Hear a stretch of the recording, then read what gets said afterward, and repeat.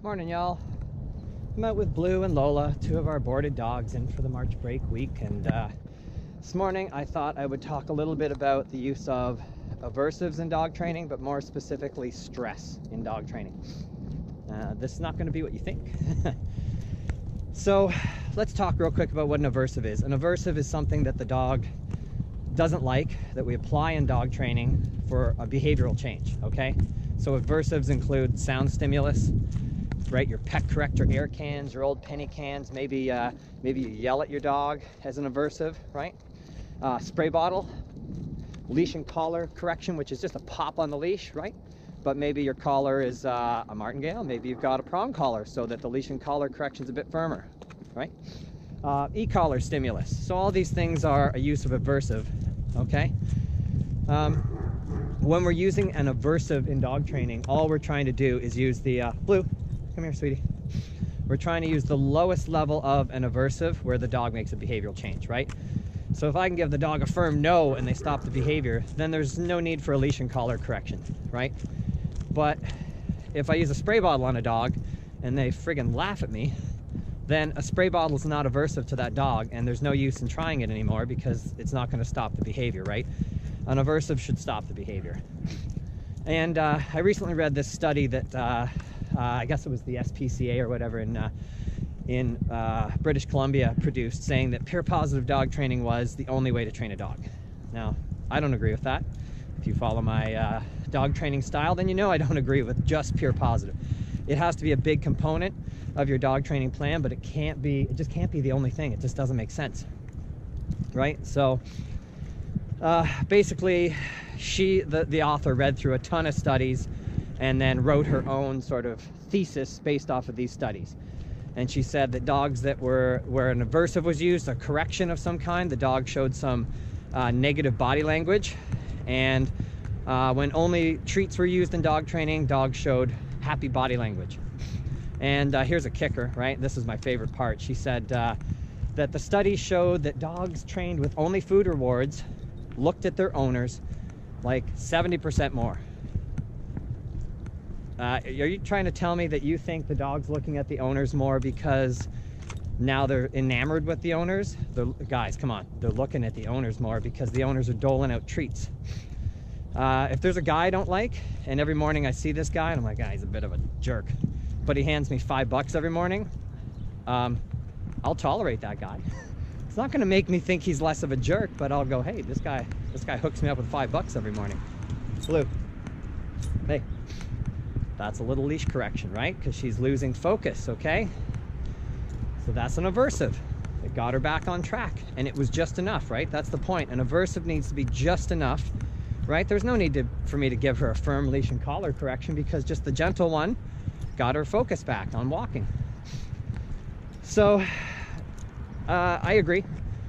Sometimes, let's say we got a dog that's jumping on people. It's just a maniac at the door when guests come in. It's jumping on people. And it goes to jump on somebody, and I give a quick pop on the leash, or maybe it doesn't like sound stimulus, and I startle the dog with the pet corrector air can, and the dog is like, oh. So that's what they're talking about. A little bit of negative body language. The dog's like, gee, whoa, what was that? And then stops jumping. Okay, don't worry, they'll be fine. Hey, Blue, they'll be fine with a little bit of a correction, and the dog will come out of it. If you're gonna try treat training jumping out of a dog, I don't know what you're gonna do. Are you gonna say off and then give the dog a treat? Well, that's fucking bullshit, because if you have to tell a dog off, that means they're already on the person. So great, your dog already did the damage, it jumped on the person, and then you're gonna give it a food reward because it offed. The dog's gonna think you're giving it a food reward for jumping, and it's gonna continue to jump, right? So that's not gonna be a good method. Maybe you wanna teach your dog to sit, and you're gonna give your dog a food reward for sitting at the door instead of jumping. Well, I got another news flash for you. Dogs that are crazy at the door are never going to be capable of sitting at the door. Now, a trainer might tell you, look, what we're going to do is teach them a rock solid sit, and then we're going to have them sit on the other side of the room, and then we're going to slowly move them towards the door. With each guest that comes in the door, we're going to slowly move them in. Will that technique work? Yeah, that might work.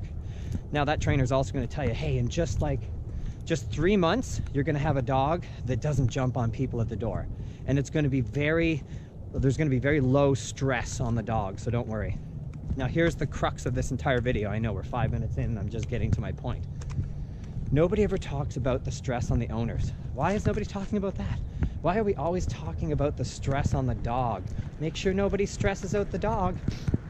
I've had at least 6 clients this year alone where I showed up and the client is bawling their eyes out in front of me, just crying from the stress of their dog and what their dog is doing to their life.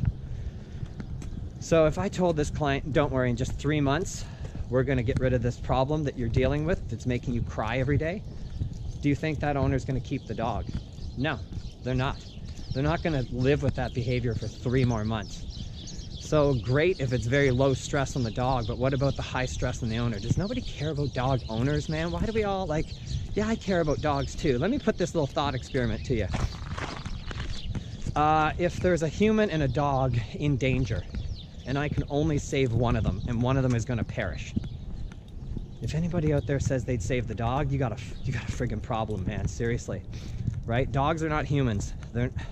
And I love dogs, don't get me wrong, but like, human's gonna live 80 years, a dog's gonna live maybe 10.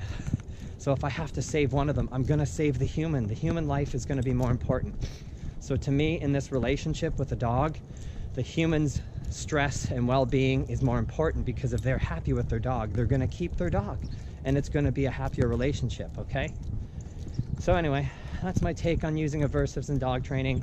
Yes, sometimes we need to do something that is uncomfortable so that the dog makes a behavior change, right? That's just the way it is. You know what? That's life. If I touch a hot stove, it's uncomfortable. I'm not gonna make that mistake again, right? So it's about preventing mistakes and bad behavior so that we can live in harmony with our dogs. And sometimes you gotta let your dog know they're just being a jerk and they're doing something that's not appropriate. All right, guys? I know, bit of a long-winded one today, but lots to say. So anyway, back to walking the dogs for me, and take care until the next video.